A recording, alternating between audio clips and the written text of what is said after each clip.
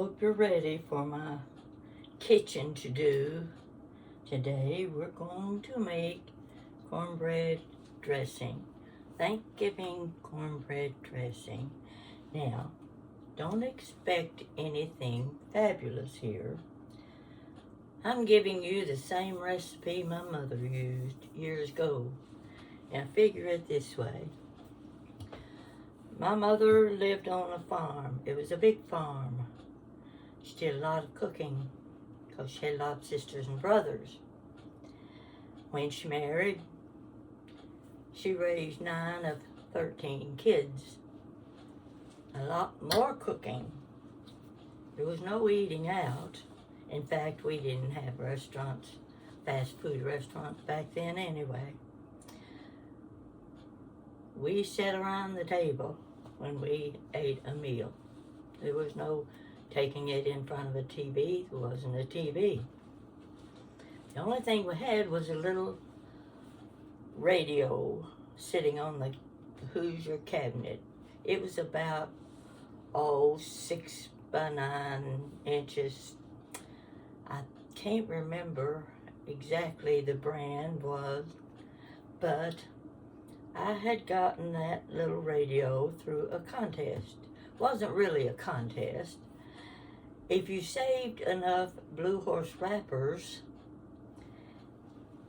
you could send them off to the company. Your notebook paper, you used to get in little packages, and you get it for a nickel, and it had a circle on the front of the wrapper, just a wraparound, glued on wrapper of a horse's head. You had to cut out that horse's head, and you had to mail them in and see what you would get. Well, I happen to have saved 5,000 of those things.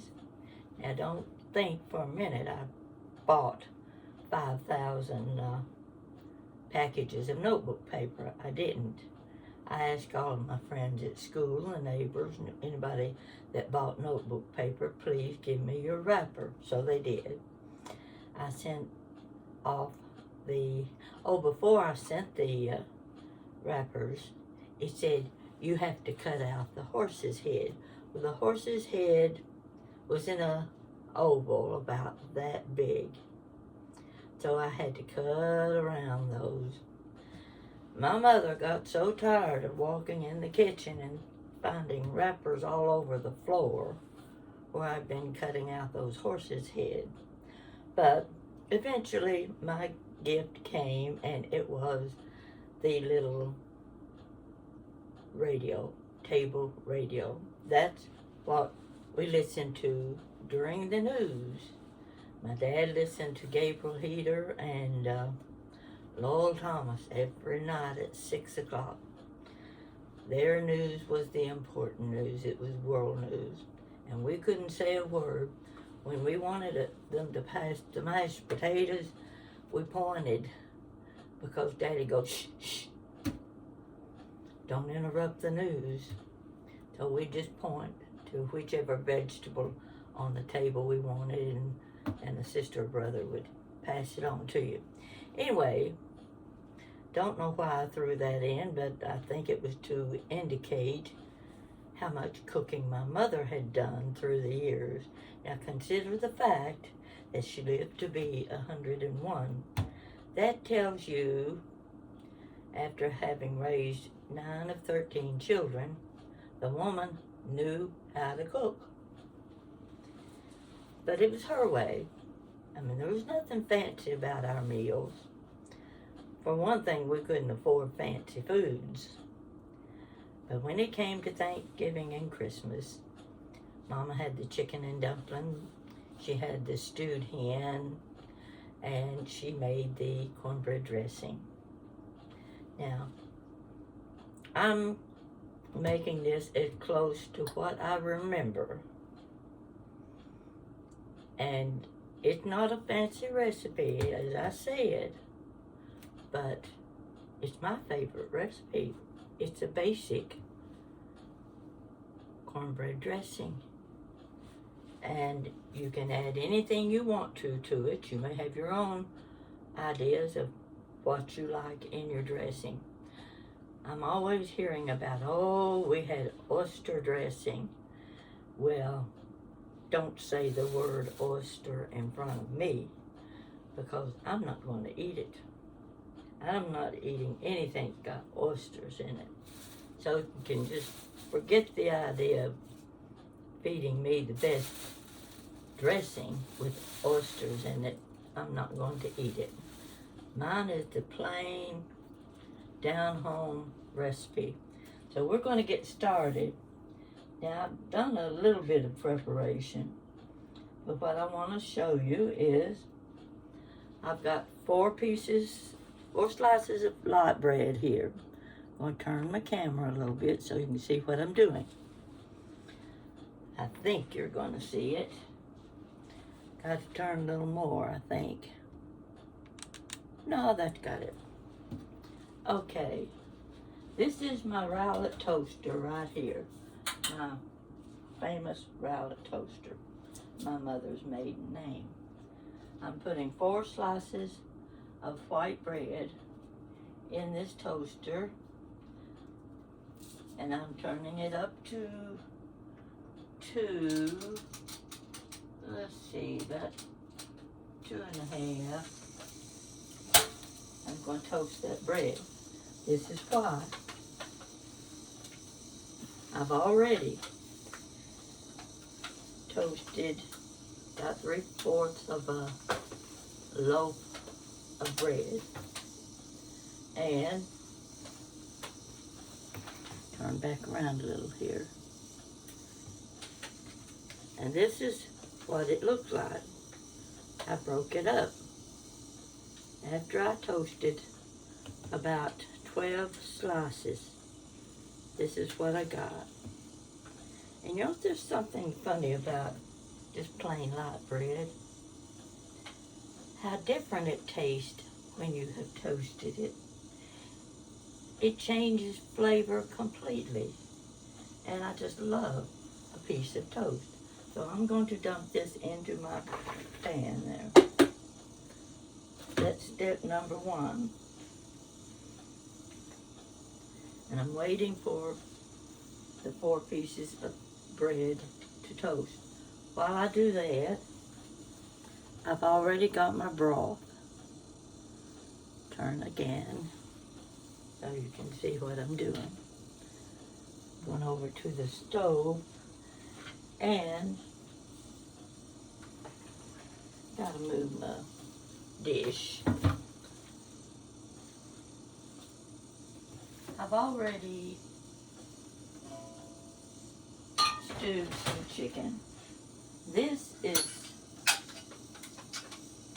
are boneless chicken thighs that I added to the broth. I'm going to take this out.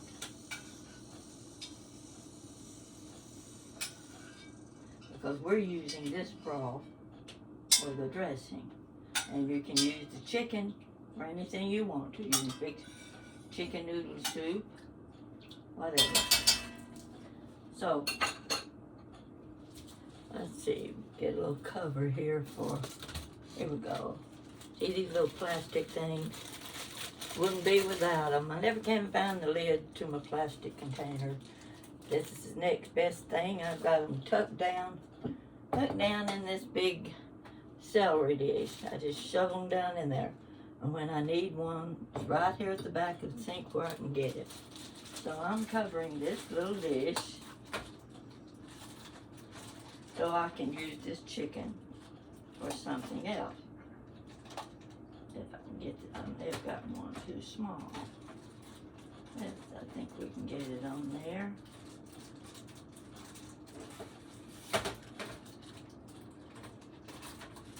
Here we go. There's my leftover chicken. I'm going to put it in the refrigerator. I don't need it right now. If I can find room in the refrigerator. One of those things that, oh my gosh.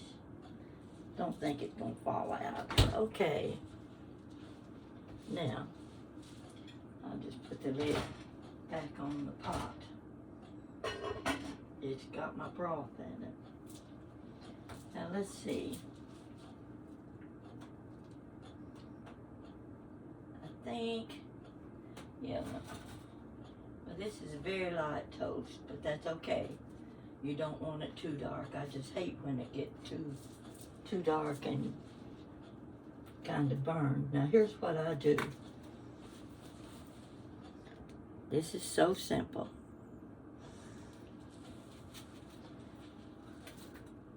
I take my bread and I pinch it off. Little pieces. You can see what I'm doing.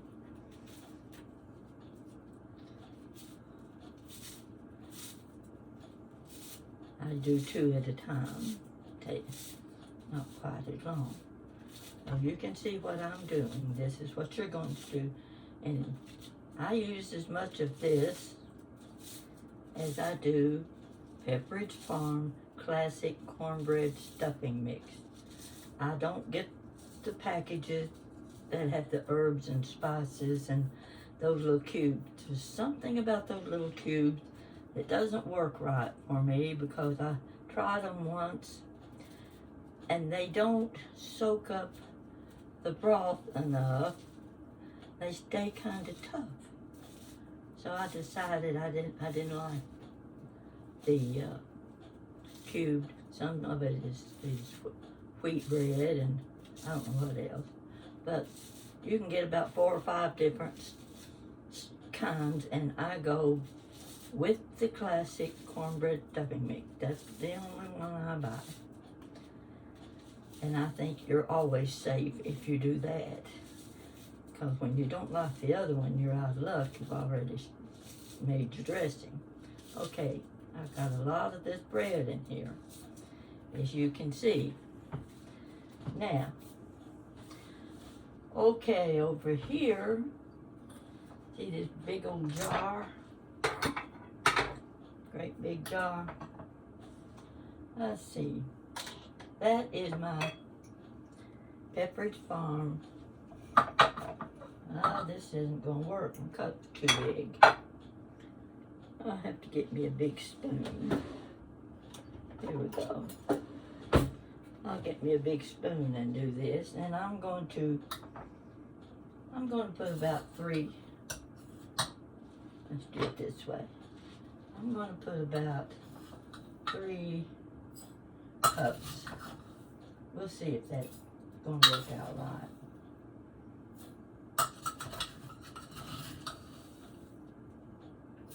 You can see what I'm doing. I keep this on hand all the time.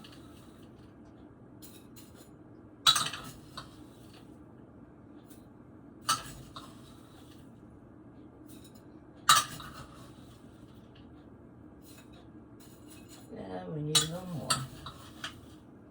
This is going to be a big container. We can always add more. You see how much I have here.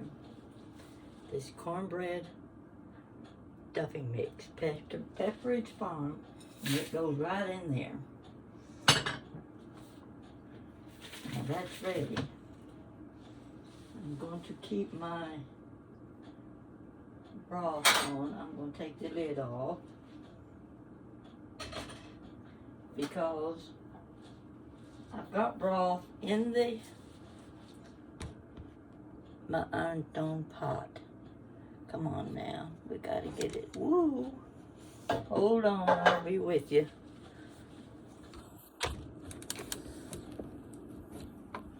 Gotta get this right. Hang on. These little things slip up and down on me. Like my necklace. Okay. Now I'm about to get it. There we go. This is my red pot. I've got chicken broth in it. And I'm going to add this can of chicken broth at 33% less sodium. I want to make sure I have plenty of broth to moisten my dressing. Now another thing I'm going to do is add poultry seasoning. There's no way of measuring dressing when you're fixing it. I've never tried measuring it cup by cup, spoon by spoon. I just shake the poultry seasoning in it to give it a little more flavor. This won't be but a dash or two. Oh, I'm going to say, let's use a little measure. I'm going to see if this little spoon will go down in. Okay, let's see. I've got 1 teaspoonful of poultry seasoning here.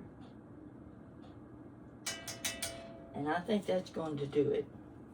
If it doesn't, we'll find out. Okay.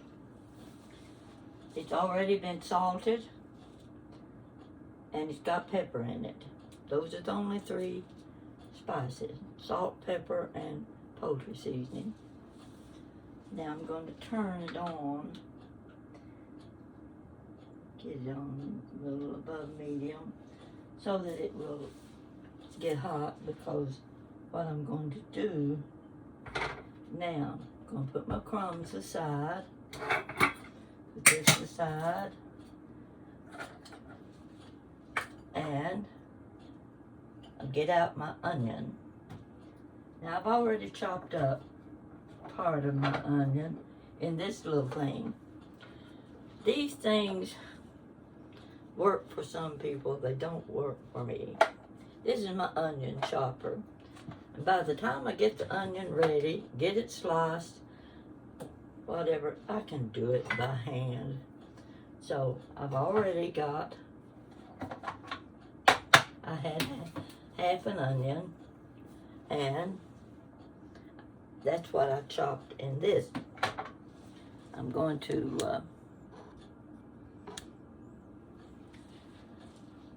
to chop some more.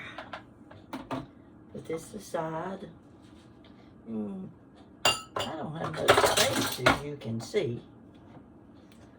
So anyway, I'm going to cut up another half of an onion, because you want that good onion flavor in your dressing. So figure a medium-sized onion.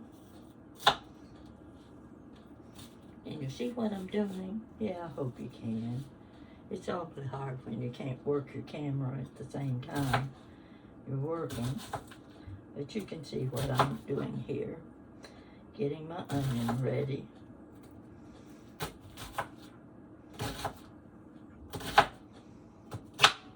Can't have dressing if you don't have onion in it. You might as well just stop where you are.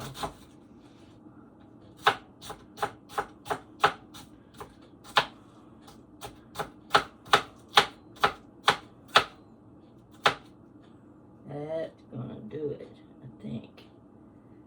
You can see. Don't want my onion too large. I'm one that cuts everything small. I figure if you don't like it, you can kind of pass on by, and you don't have to taste as much of it if you don't like that in it. Okay, here's my little onion chopper. I'm going to put this onion right in there with it.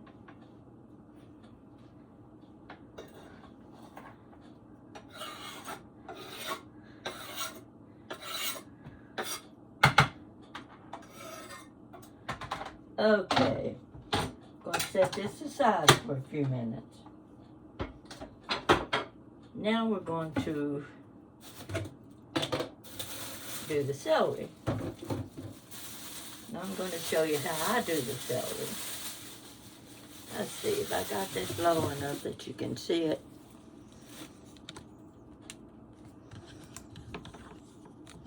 I hope so.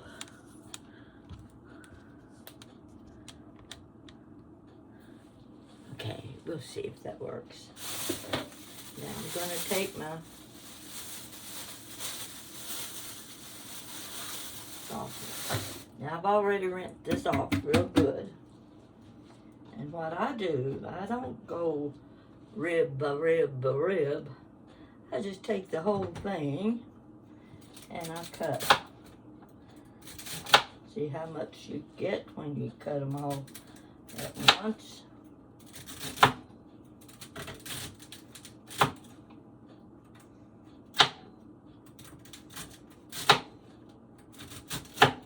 Now I guessed at this, as you can tell, and you will too.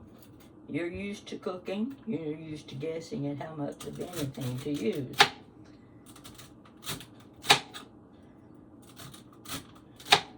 So you can figure one medium-sized onion for your dressing.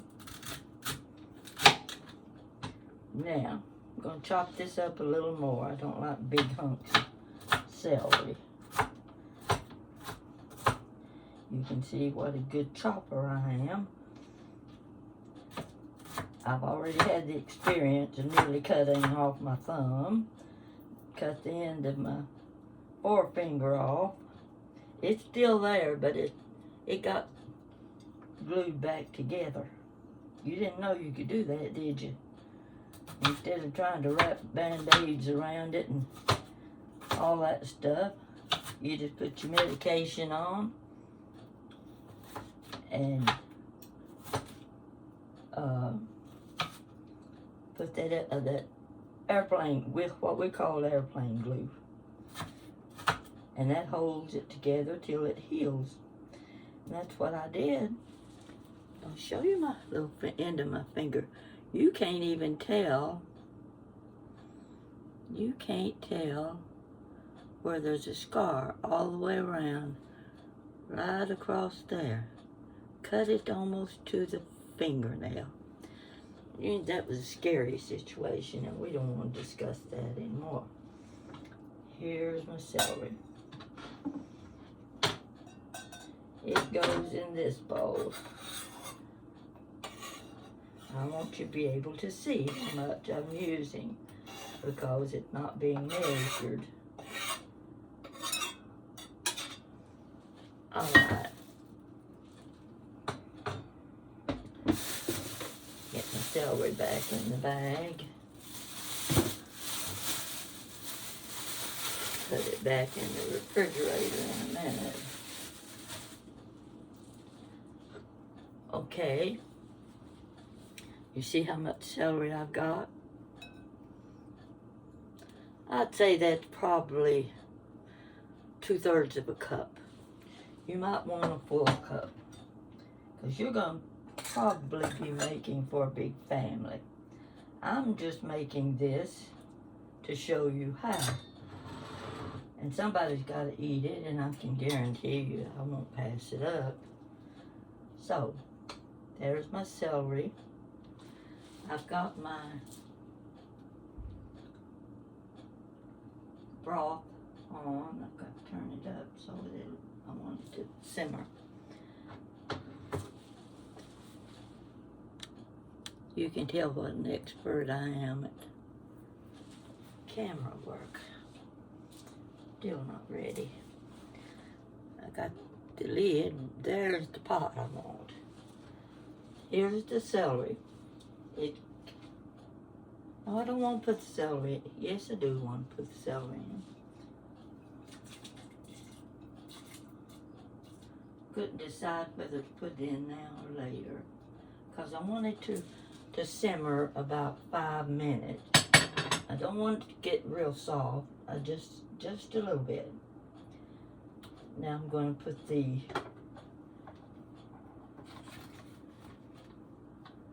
hope I can do this right. You see? Now you see that's a lot of onion, but it would be one onion. So it's going in also.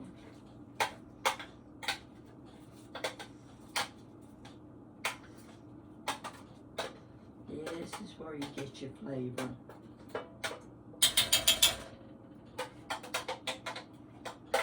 You can see how I'm putting that in there. Okay. There we go. I'm going to set this over to one side. Well, it doesn't want to close. There we go. Put this in. There we go. And get that out of the way.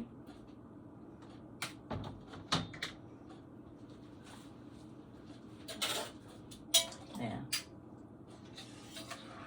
this looks kind of dark. That's because of the poultry seasoning. And what I'm going to do now, I'm going to dip out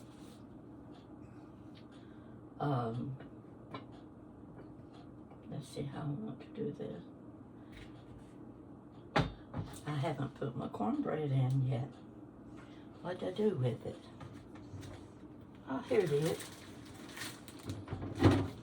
Now I made this cornbread in advance. I made it in my, let me show you. I wanted to show you this anyway. If I can find it. Get hold of my skillet. I tell you what, it's not easy to get these things in and out of my cabinet. But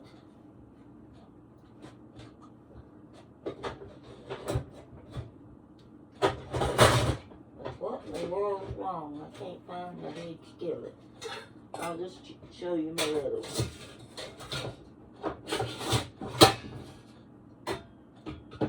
Don't you like the way I work? That's why I don't like to cook. But I want to show you this skillet. See if I can get a good view of it. It's a small little 6-inch skillet. I've had it for years and years. Now you have all kinds of methods for cleaning your iron skillet. Some people say, oh, you never wash your iron skillet. You wipe the grease out, and for cleaning, sometimes you put it on the stove. Some people will wash it, set it on the stove, and let it dry that way. There we go. You can see inside my little skillet. I've probably had this skillet 45 years. It's the one I use for myself because there's just me. And I can get at least three meals out of one little skillet of cornbread. But what I wanted to tell you is, I wash my skillet every time I use it. I just put a little soapy water in there with Dawn and swish it around with my scrubbing, this thing. And rinse it out, dry it off. Now you don't see a lot of crusty stuff on this skillet. Look inside how nice and clean it looks. I just wanted you to know that you can wash your iron skillet. But I will tell you this is something you shouldn't do. Do not fry ham in your skillet. If you fry ham in that skillet, the next time you fry potatoes or make cornbread, it's going to stick. I remember that from years ago. My mother taught me that. She said, don't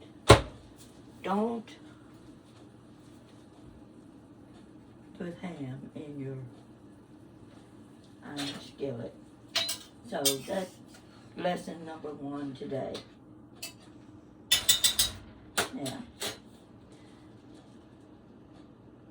let me find my cup. I have to have that to dip out my... Here's my cornbread. I made this cornbread last week, crumbled it up, I'm going to do it like this. You can see it close, sort of. You can see the crust in there. And if you got it too crusty, peel that crust off because it doesn't break up good like the rest of this. And I got a little air in there. I need to get the air out. There we go. Now, I can mash it up better. See what I'm doing? This is what you would do if you were doing crackers or vanilla wafers. You want to get it broken up fine so that you don't have big chunks. I wish my mother was here to do this. I'd like for you to be able to watch her do a Thanksgiving dinner. You certainly want to sit down at her table. Goodness gracious, she could make that, what is it, her favorite cake. She did a jam cake too. It was a jam cake that was put in a magazine by Sissy Gregg. Now we're talking about 75 years ago. And my mother swore by Sissy Gregg. She was from Louisville, Kentucky. And she did the Sunday magazine section of the Louisville Courier-Journal, which contained stories and recipes from friends and people and cooks, and it was a very good magazine section for a newspaper. Now, I think I've got this ready. I'm going to put every bit of it. This was done in an 8-inch skillet, and it was about 1.25 inches, 1.5 thick. This going in here. Let's see if I need that much. I think I might hold out a little bit of it because I'm getting too much in my container. Now I'm taking out a little bit of the crust because I don't want it to be in a chunk. These little pieces. You can see what I'm doing. Okay. I'll know if I need this later. I'll just set it aside. I'll wipe my fingers off now. Okay. This is ready. I'm going to put a little bit of salt and pepper.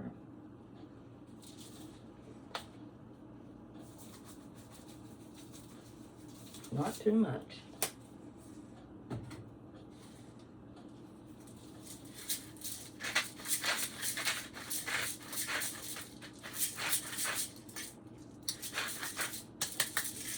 Now I've got to, let's see, where's my sage? Lamb's clove. What would I do if I forgot to put my sage in? It's in here somewhere. Yeah. You gotta give me a minute or two to find it. I'm bad for things like this. You think you've got it all out and the most important part of it not there. I know it's in here. Would you believe I can't find my sage?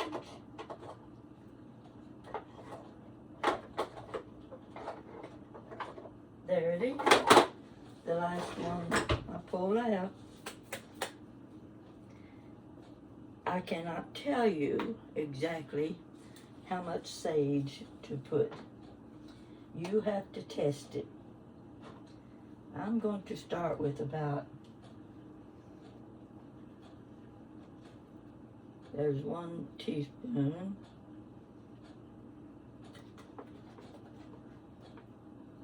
I need to find another one besides this. There's 2 teaspoons. And I believe and 3 teaspoons, a tablespoon. Okay, it is now. Put that aside. I'm going to trying to figure how to do this. I've got to get my broth in here now. This is not easy.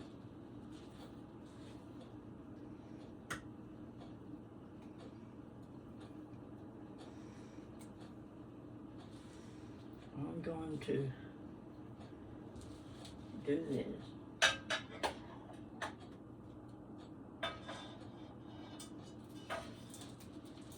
Now I've got a little strainer here because I don't want my celery and onion to go in yet because it's hard to mix.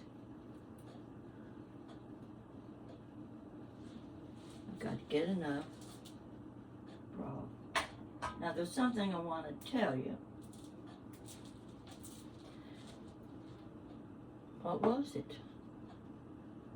Oh, I forget easy, you can tell that. I poured that right in there. Shouldn't have done that. Anyway, if you discover you don't have enough broth when you're mixing your dressing,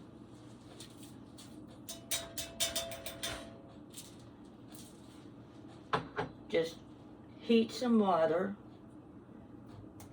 and add butter.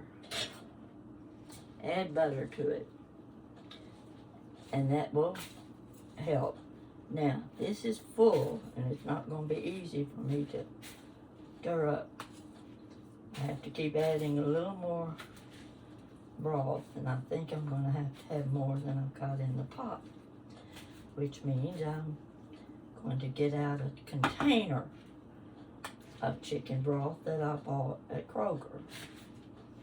Yeah, we got to pour a lot of broth in there.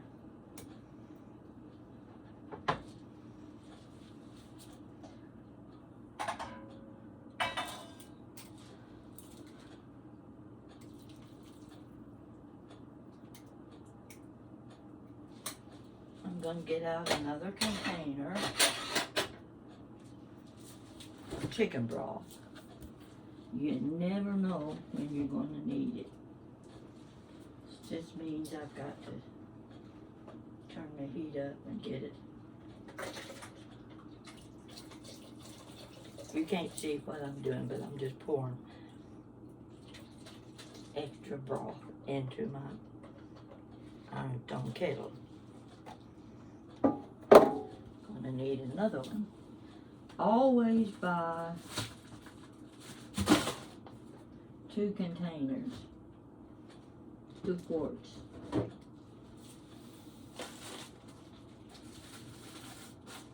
Of chicken broth, always, because you never know.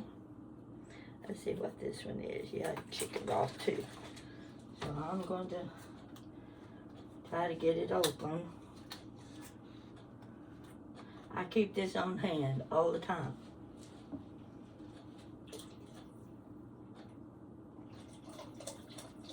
And the thing is, if you don't use it, you can make a little chicken noodle soup or anything. You know, you can make dumplings with it. You know how to make dumplings. Someone told me on YouTube to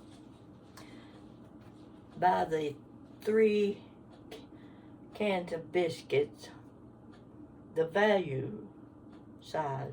Now, I don't know anything about the value biscuits. I don't know if Kroger carries that or not because they're cheap.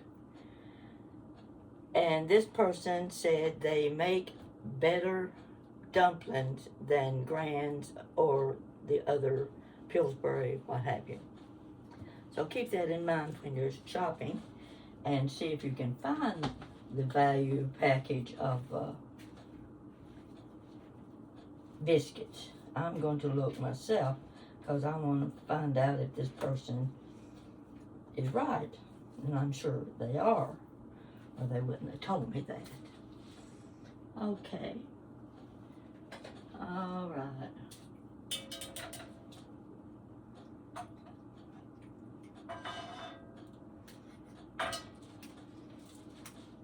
And see, I've already put in about 2.5 cups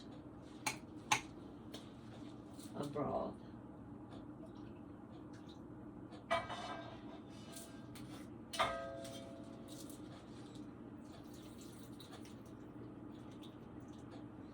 I'll keep going until I get it the consistency I need it.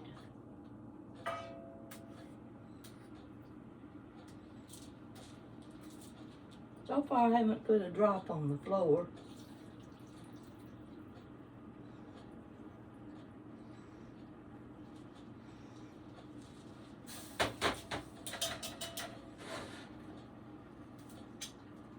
Let's do some more stirring.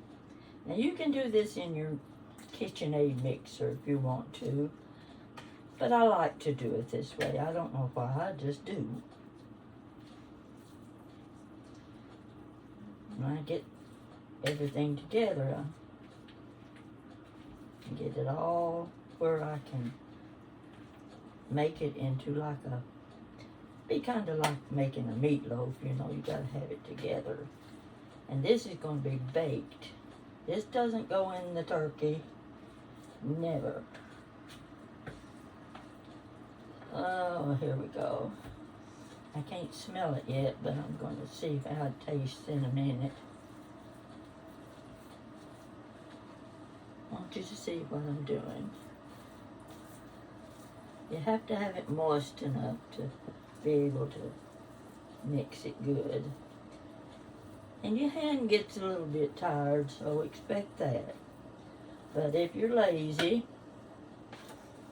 use your KitchenAid mixer. It'll mix it up real good for you. But I don't have room on my countertop, as you can see, for all these things I need in making this dressing. Everything's going to come together. Need more broth now. Gotta keep working with the broth.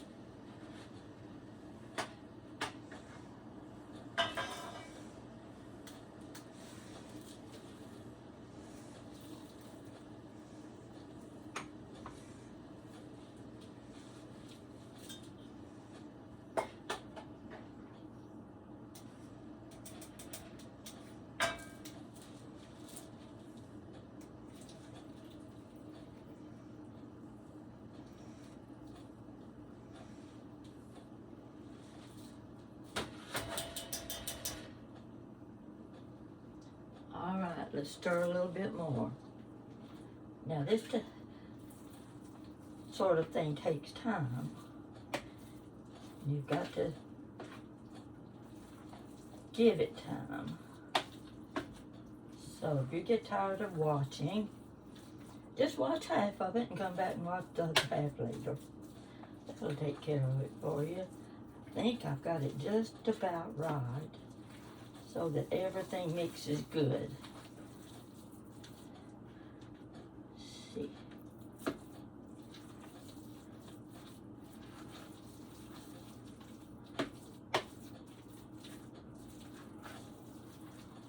And if you happen to put too much broth in, toast a couple more pieces of light bread. In this case, I can add the extra cornbread.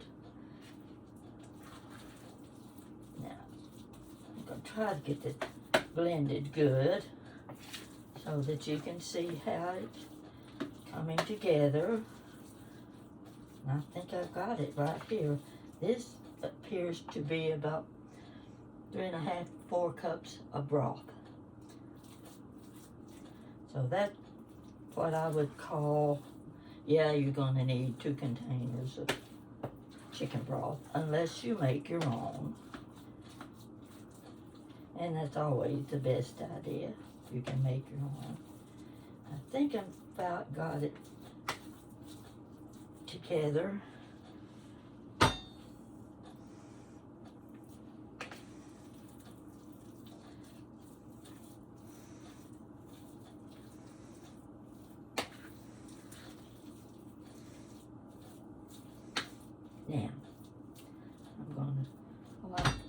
gotta add my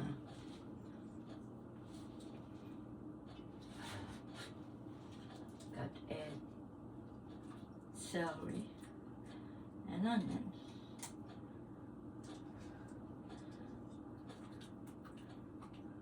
Can you see what I'm doing? I don't think you can.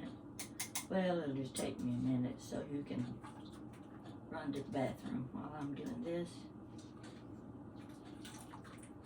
I always have to go to the bathroom when it's something I want to watch.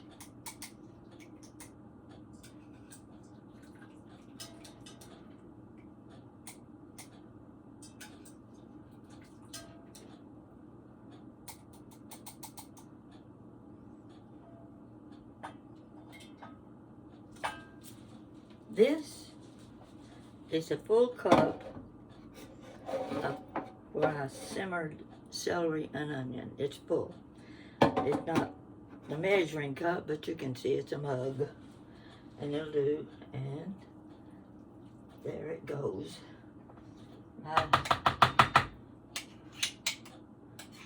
And that should be plenty of onion and celery.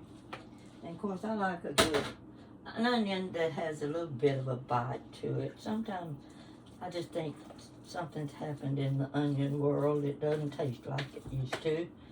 I haven't had a good green onion in 20 years. I used to just love to crunch into a green onion been taken out of the garden, and you could hear it crunch like it would if it was celery. That would be an example. Okay, now I am going to taste this.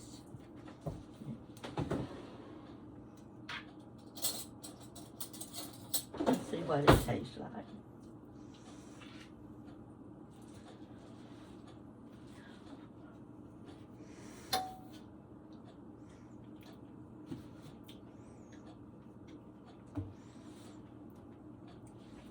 A little more salt.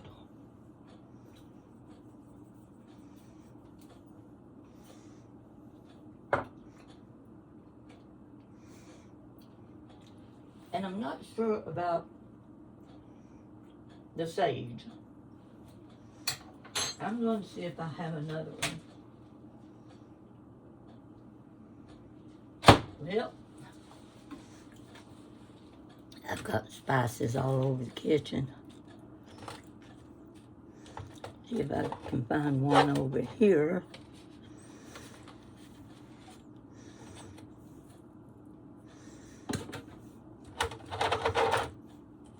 I've got at least 4 things of sage and I can't find them.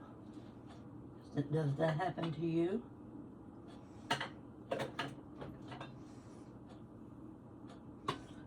It's not coming alive. All right then. I'm going to try again.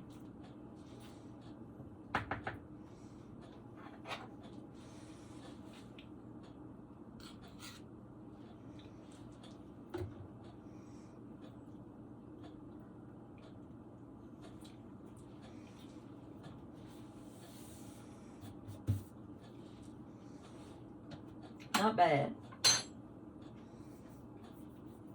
Not perfect, but it's not bad.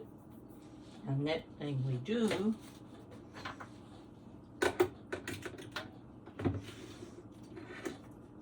we're going to turn the oven on, and I'm going to set it at about 400. Now I have to guess. I'll let you see what I'm doing. Okay. This one right here. This is my oven temperature. I was cleaning the stove one day, scrubbing around, and I rubbed off all of the numbers. What was I going to do? I wouldn't know what temperature it was set on. I took some red nail polish and I guessed at it. And I put a little mark for 300, one for $3.50, one for what I call like $4.25, and then $500. So I'm putting this at about $400. I hope that's right. And we're going to oil this dish. I'm using this dish because it's got a lid to it. I like these dishes when you're taking them to someone else's house. I'm going to put a little bit of oil in the bottom. Now I'm going to suggest you test your sage a little at a time when you're putting it in your dressing, because you don't want to overdo it. And I never know when I'm overdoing it or underdoing it. I put a little oil in my dish so that it doesn't stick. Yeah, let it roll around a little bit here. And all I'm doing, you've seen how it's mixed.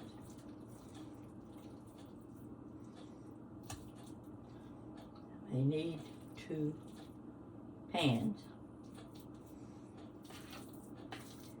We're going to put this in the oven to bake. Probably take about 30 minutes. You can tell when it starts to brown lightly on top. You can check it to see if it will be of the consistency that you can cut it with a knife and take it out in squares. If not, you just take it out with a spoon. That works too. Now you can see how much I'm putting in here.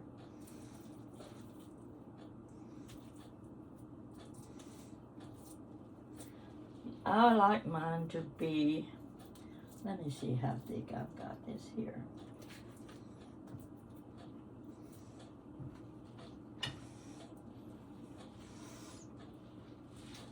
About 1.5 inches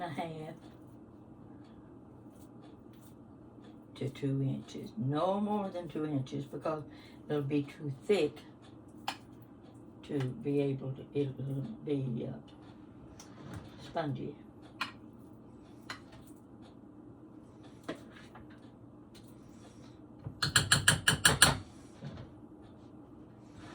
And you be sure and oil your dish so it doesn't stick.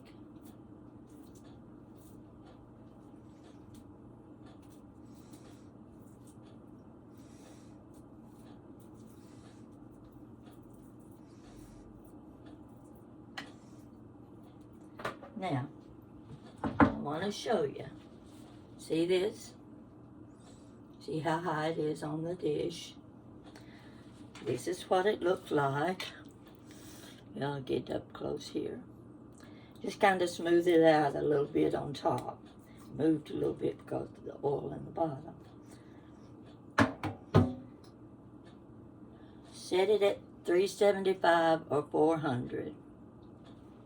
And I'm going to put this in the oven like it is, no lid. You're seeing how much I've got. See, my thumb's up against it. It's about that deep. That deep. Yeah, that doesn't tell you much, does it? Okay, I'm going to put it in the oven.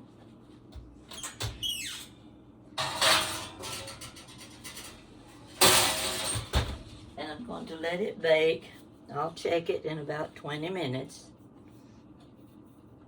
and see how it's doing. Now, I may have 1 or 2. I've got this. I'm going to put this in another dish. I'll start eating on it today. No point in waiting. But I'm going to try a chocolate cherry cake. I'm not good at baking cakes. I don't like trying to ice them. So I bought some Betty Crocker chocolate icing. We'll see if it works. I got my Comstock cherry pie filling looks good. And we're going to put this in a chocolate cake. I may try that the next time you see me. Now, in the meantime, this is going to be considered part 1 of Granny Pat's Thanksgiving cornbread dressing.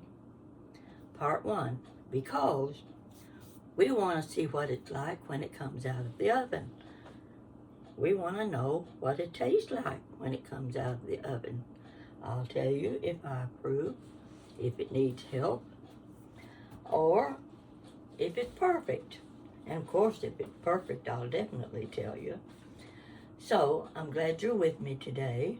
I hope this is going to help you. If you've never made dressing before, this is the easiest recipe there is. Now, if you want to add something to it, you can. 1 year, big family reunion for Thanksgiving. Everybody brought a dish. I took my dressing, but I found a recipe. And I said, I'm going to try this. It had nut meal, sort of like nut meal. It had pecans in it.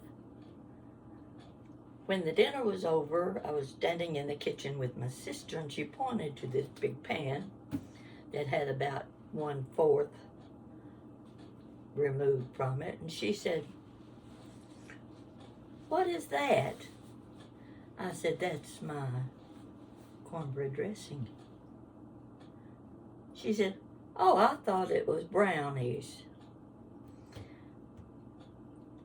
That cornbread dressing didn't go over too well that year with the pecans in it. If you've got it, keep it. Don't change it. If you like your own recipe, stick with it. I always liked anything that my mother picked, and if she picked it, I picked it her way too. I wish she was here to help me with this. Oh, what a meal you would have if you could sit down and at my mother's dinner table. And the cake I was trying to remember was nutmeg feather cake. I tried it once. It's a big, tall cake, and the topping runs down. You put it under the broiler, and the topping runs down the sides. And oh gosh, you look at it and you smell it, and you know you've got to have a piece of that nutmeg feather cake. I never knew anyone else who made that cake. I tried it once. Mine wasn't successful, and I think part of the reason is products have changed. Meal and flour and sugar and everything has been refined. It's not the same product that you used to buy 60 and 70 years ago. And I think that's why my nutmeg feather cake didn't taste like my mother's. So, thank you for watching, and wait for part 2 of Pat's Thanksgiving dinner recipe. Thank you.